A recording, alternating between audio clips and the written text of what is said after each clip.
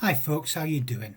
I'm the Reverend Danny Crosby, a Unitarian minister serving congregations in Altrincham and in Urmston in the northwest of England.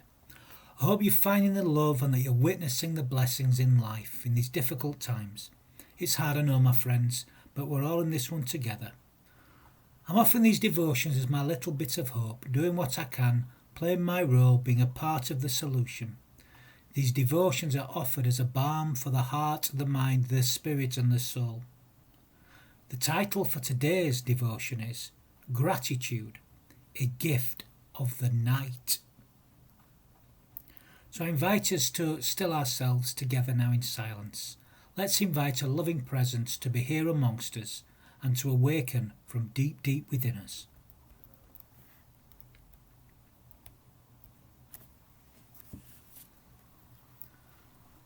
I have lit the flame of freedom in this cup of belonging, acceptance and love. We join together in our physical separation, but united in our devotion to life and to love. Be still with me as we enter into the crescent fold of my arm, as we join as one in this time and in this space. Wind your thoughts like a river toward the centre of who we are, as one humanity in this our shared world. Be still with me as we join together on the beautiful journey. We are vessels sailing together in the ship of love and the ship of life, journeying on the waters of life, alive with a purpose and strength unknown to us. Be still with me as we enter into this time together, in stillness, in the spirit of love and the spirit of gratitude. Amen. Whenever I hear someone speak of gratitude, a phrase always comes to mind. 7 simple words awaken in my heart and in my mind and in my soul. The 7 words are: gratitude is a gift of the night. The phrase is a slight misquotation of a principle put forward by Elie Wiesel. This is the full quote, actually.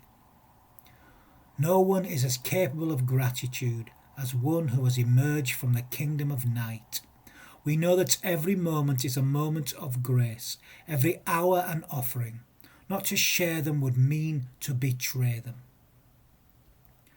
So while I misquoted Wiesel, I kind of grasped the principle, I think. The point he made is that gratitude is not something that comes from the wonderful gifts we're given, including the gift of life itself. It's often not something that is expressed by someone who has the whole world, as it seems that the whole world is still not enough. It is said that when Alexander the Great had conquered the whole known world, that he wept as there was nothing else to conquer.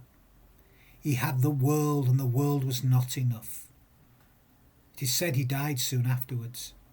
Or so that's how I remember being taught that in history when I was about 11 or 12 years old, way back in school. The idea that gratitude is a gift of the night comes from the sense that it comes not from being given things or even gaining things, but truly learning about the value of what makes up our lives. It comes from almost losing everything and somehow surviving and learning to appreciate what is left after the dark night of our souls. It is important to note that Wiesel wrote The Night, his seminal work, reflecting on his own survival of the Holocaust. He certainly knew what it meant to experience the night. A friend of mine once told me this interesting story. I'll leave it with the word interesting. A grandmother was walking with her 5-year-old grandson on the beach when suddenly a rogue wave came and grabbed him and carried him out to sea. She looked up to the sky and held up her fist and cried, "God, this is unacceptable, unbearable. You cannot take an innocent child."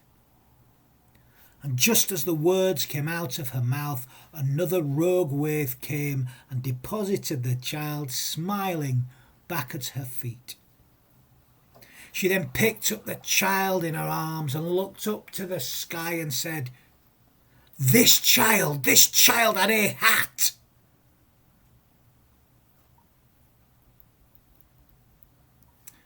We are a funny lot. We focus and complain about the things we don't have or the things we once had and have now lost.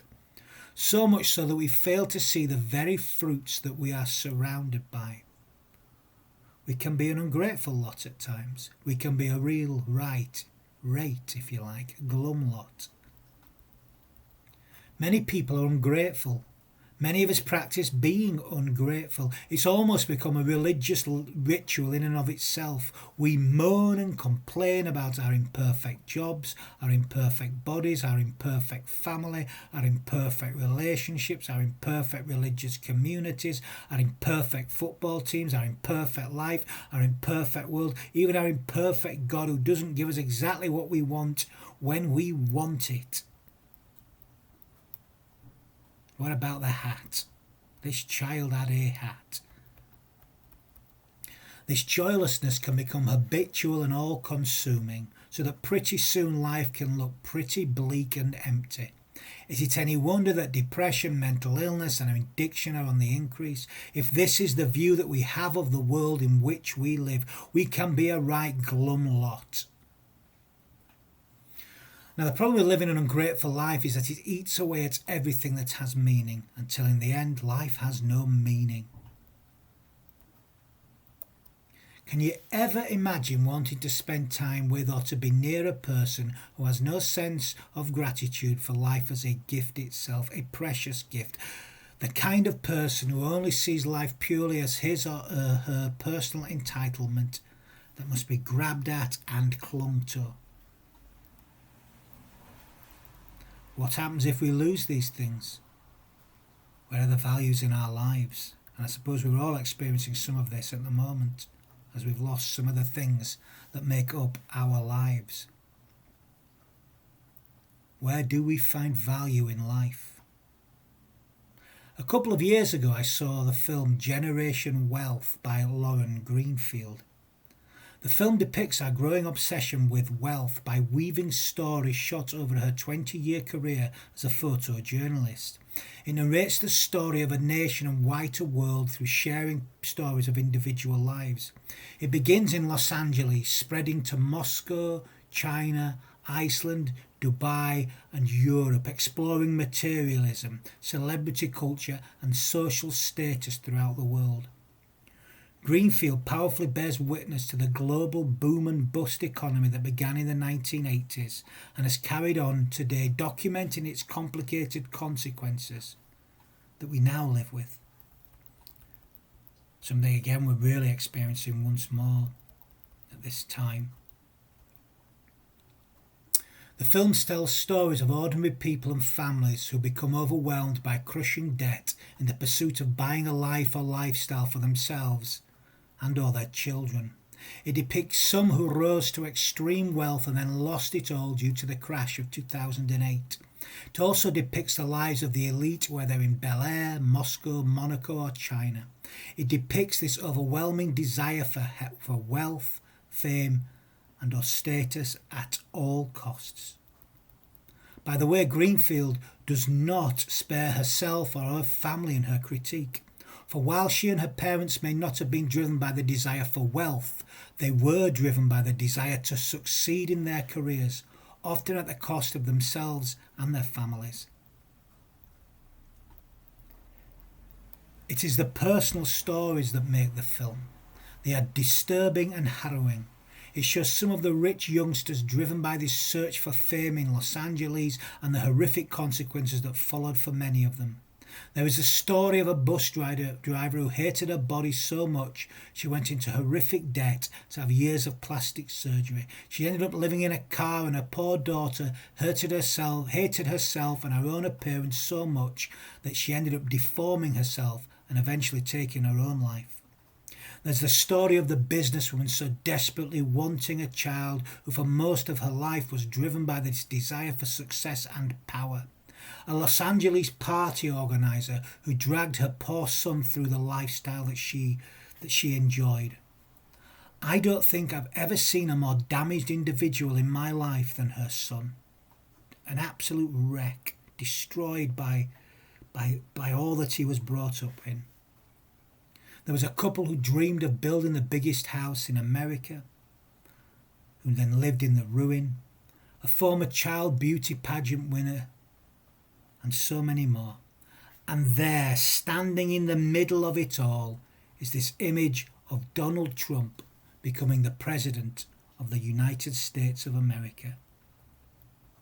The ultimate image of it all. The film was a distressing and disturbing documentary about the destructive nature of the power of mammon. That said, it did end in hope, as it showed an alternative, and that many of those lives actually finding love and meaning, finding gratitude for the simple and important things in their lives. This came as they returned home, or began to build ordinary simple lives as they saw and experienced the things of real value in life. It showed that love can grow when we step out once again from the kingdom of the night. To repeat Wiesel, no one is as capable of gratitude as one who has emerged from the kingdom of night. We know that every moment is a moment of grace, every hour an offering. Not to share them would mean to betray them. So the question perhaps is how we find that sense of gratitude for the gifts that are our lives. There are spiritual practices that do help to focus on what we have, to love what is ours. In my nightly prayers, for part of the time I focus on the gifts I've experienced that day. I also take time to look at the beauty I'm surrounded by, whether it's the bustling crowds in those old days in town, the beauty of nature, the simple people in my life, the people I adore, the two dogs in the living room, even though they're a pain in the arse, the loves of my life, the work I have been given that's a gift, the things that mean something to me, the beauty in the ordinary everyday life that comes in so many guises. There is so much in life if you just pay attention to it and don't just focus on that child without a hat and what we don't have. What is yours? What is yours to experience, to share with others? Although, having said all that, to focus on gratitude, I'm not sure is enough actually. Religious faith for me is all about action, and this action is frequently ignited by life's trials. These events can often be painful and almost utterly destructive. In my experience, gratitude emerges from what has been called the dark night of the soul. I only need to look at my life for that to be for the proof. I'm with Wiesel, that gratitude and appreciation for the lives we have and the love we share only truly emerges from the night, when we have lost virtually everything. Just as so many of those people in Generation Wealth discovered too. They discovered what really mattered, when all that was superficial was stripped away, taken from them. I don't think gratitude is really about the things we do or do not receive. It's really about being in relationship. It's about being in relationship with ourselves, the life we have, the people we share it with, the planet we inhabit, and the universe we are a small but vital part of. It's also about being in relationship with whatever we understand is at the core of all of this, at the core of life. For me, this is God. Others understand this differently, or they give it another name perhaps. What's in a name? What we name it's the least relevant part really. What's really important is how we respond to this mystery that is life. All of us can pray for a grateful heart, for the gift that is life itself, and for the opportunities that life offers to us.